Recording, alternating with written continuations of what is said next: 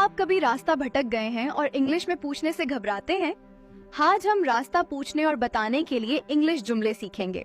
अगर आप वाकई इंग्लिश सीखना चाहते हैं तो कमेंट में यस टीचर लिखकर बताएं। चलें शुरू करते हैं। माफ कीजिएगा, मैं खो गई हूँ। Excuse me, I'm lost. करीब तरीन बैंक कहाँ है? Where is the nearest bank? बाएं मुड़ जाएं। Turn left. इशारे पर दाएं मड़ें। Turn right at the lights. क्या ये यहाँ से दूर है? Is it far from here? ये सड़क के इस पार है। It is across the street. आप वहाँ पैदल जा सकते हैं।